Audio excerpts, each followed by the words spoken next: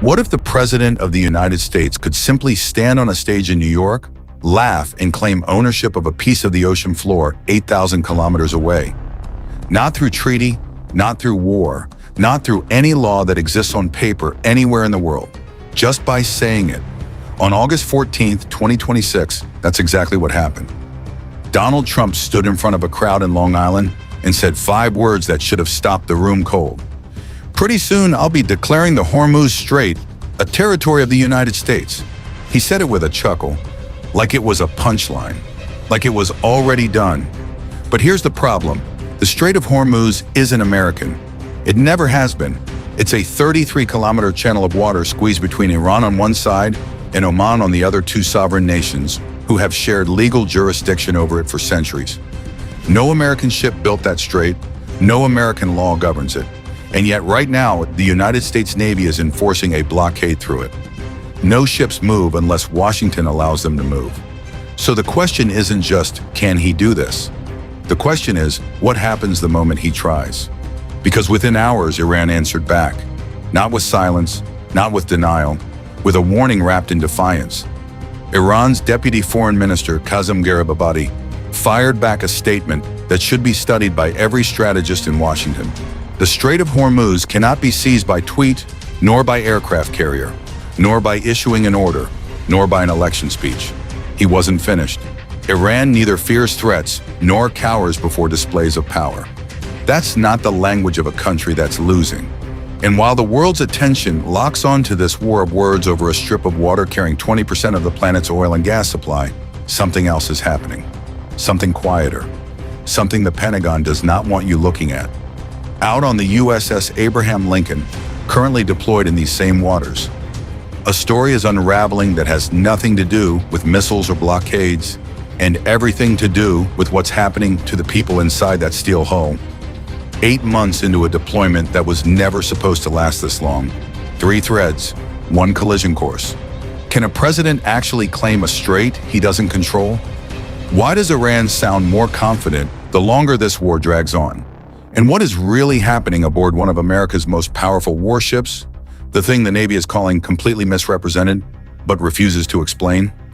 By the end of this, you'll understand all 3. But first, you need to understand how a routine war over gasoline prices turned into a fight over ownership of the ocean itself. To understand why a sitting American president is talking about annexing a stretch of ocean, you have to go back 6 months to the day this war didn't start with troops, but with a single strike order. February 28, 2026. The United States and Israel launched a coordinated military campaign against Iran. The stated reason was simple, and it's the same reason Trump has repeated in almost every speech since. Iran could not be allowed to obtain a nuclear weapon. It's the #1 state sponsor of terror in the world, Trump said at that same Long Island rally, defending the campaign months later. Tehran began restricting movement through the strait, and by March, Trump was already issuing deadlines. First one, then extensions, pushing the date Iran had to open Hormuz further and further back, all while thousands of additional U.S. troops moved into the region. Then came something that looked briefly like an ending, a memorandum of understanding, a fragile pause in hostilities between the U.S. and Iran. For a moment, there was a ceasefire. It didn't last. By July, the agreement had collapsed entirely, both sides accusing the other of violations. And when it fell apart, the blockade came roaring back, this time harder, more absolute than before. "We have the blockade," Trump said in August. "No ships get through unless we want them to." He called it a wall of steel. Unstoppable, in his words. And this is where the story takes its strangest turn, because controlling the blockade wasn't enough.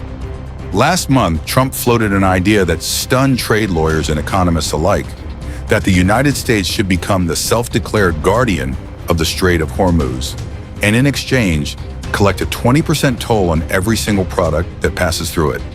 Every barrel of oil, every tanker, every shipment bound for economies that have nothing to do with this war. Legal experts were blunt about it. Under international maritime law that protects free passage of commercial vessels through international straits, such a toll would be flatly illegal. You cannot charge rent on international water. But by then, the idea had already done its job. It planted the seed. If America could tax the strait, why not just own it outright? Which brings us right back to that stage in Long Island, and 5 words that turned a toll proposal into a declaration of ownership. One loop is starting to close. You now understand how we got from war to annexation talk. But 2 bigger ones remain wide open, and the next one takes us straight to the man who answered Trump's threat without blinking. Every empire eventually meets someone who refuses to be afraid of it. In this story, that someone has a title most people outside foreign policy circles have never heard. Deputy Foreign Minister for Legal and International Affairs. His name is Kazem Garibabadi, and within hours of Trump's declaration, he didn't hide behind a spokesperson or a vague government statement. He posted it himself directly, in plain language built to be quoted. Trump said that after Iran's defeat, he will soon declare the Strait of Hormuz as American territory, he wrote. Then came the line that mattered. The Strait of Hormuz cannot be taken over by a tweet, nor by an aircraft carrier, nor by issuing a decree, nor by an election speech. Read that again. He didn't just deny the claim. He listed every method of power America actually has: military force, executive authority, media influence, and dismissed all of them, one by one, as insufficient. That's not the messaging of a government bracing for collapse. That's the messaging of a government that believes time is on its side. And here's why that confidence isn't just posturing. Geography does not care who has the bigger navy. The Strait of Hormuz sits between 2 coastlines only: Iran to the north, Oman to the south. That's it. Those are the only 2 nations on Earth with a legitimate territorial claim to those waters under international law. The United States isn't a third owner waiting to be recognized. It has no coastline there at all. No treaty grants it jurisdiction. No historical claim exists to point to. So when Trump says, pretty soon, the honest answer is, soon according to what legal mechanism? Declared by executive order? Recognized by which international body? Iran's own state authority overseeing the strait made this exact point weeks before Trump's speech, posting bluntly that ownership claims don't change the reality. The strait stays blocked until Iran's conditions are accepted, regardless of who says they own it. That's the leverage Iran is playing with. Not tanks, not missiles, just 20% of the world's oil and gas supply, sitting behind a door only Tehran controls the key to. Think about what that actually means beyond the headlines. Every day this blockade holds, gas prices ripple upward in countries that have nothing to do with this war. Shipping insurance costs climb. Asian manufacturing economies that depend on Gulf oil start recalculating their entire energy strategy. This isn't a regional standoff anymore. It's a pressure valve on the global economy, and Iran has its hand on the release. Which raises the real question underneath all of this. The one Trump's declaration was maybe never really about the strait at all. If you can't legally take it, and you can't militarily hold a body of water you don't have jurisdiction over, even with warships, what are you actually trying to do by saying you will? Is it a threat? Or is it a distraction, something loud enough to pull attention away from a different problem? One that isn't happening in Iranian waters at all, but on the deck of an American warship the Navy insists is being misrepresented. Because that story was already breaking, and it was breaking quietly at the exact same time Trump was making headlines about owning the ocean. While the world argued about who owns a strait, something else was unfolding 2,000 miles away. On the deck and below the deck of one of the most powerful warships in the American fleet, the USS Abraham Lincoln, 8 months into a deployment supporting U.S. operations against Iran, 8 months of non-stop tension in waters where a blockade could turn into open conflict at any hour of any day. And according to reporting that started surfacing through Military Times, something was breaking down inside that ship long before anyone in Washington wanted to admit it. A sailor went overboard. A U.S. official confirmed it to CNN, not in combat, not from an attack. The incident became one entry in what reporters described as a growing list of concerns aboard the ship. Concerns tied not to enemy fire, but to the mental toll of a deployment that kept getting extended and extended again, with no clear end date anyone on that ship could count on. Think about what that actually is. A warship built to project unstoppable power. The same wall of steel Trump bragged about on stage quietly dealing with a crisis of human endurance inside its own walls.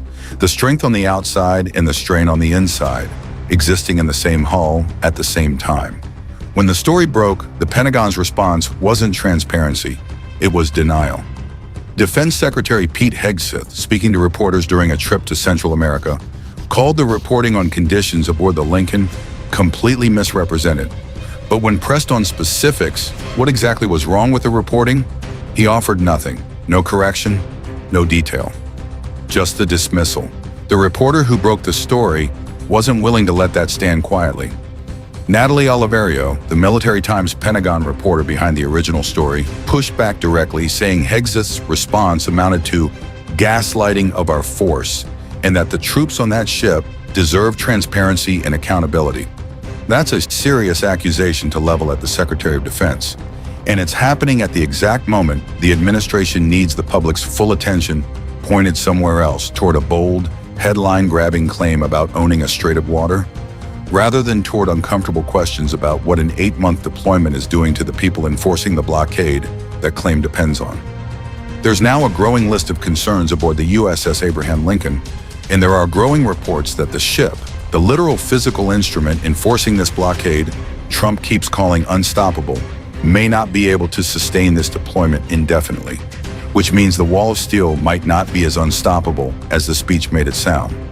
So here's where all three threads finally start pulling toward the same point. A president who says he'll claim water he has no legal right to. A foreign minister who says that claim means nothing without power to back it. And a warship enforcing that power from the inside. A warship that might be quietly running out of the one resource no blockade can replace. The people holding it together. What happens when the thing enforcing an impossible claim starts to crack? That's what the final part answers. Let's answer every question this video opened with. All three, starting with the one that started everything. Can Donald Trump actually declare the Strait of Hormuz a U.S. territory? No. Not under any law that currently exists. Not through executive order, not through military occupation, not through a speech on a stage in Long Island. International maritime law is explicit. The strait belongs to the two nations whose coastlines touch it, Iran and Oman. The United States can blockade it. The United States can patrol it. The United States can even illegally try to toll it. But ownership requires a legal claim that simply does not exist, and no aircraft carrier changes that fact. Garibaldi wasn't exaggerating when he said it couldn't be seized by tweet. He was stating something closer to settled international law than most people realized. So if the declaration was never legally real, what was it actually for? That's the second loop closing.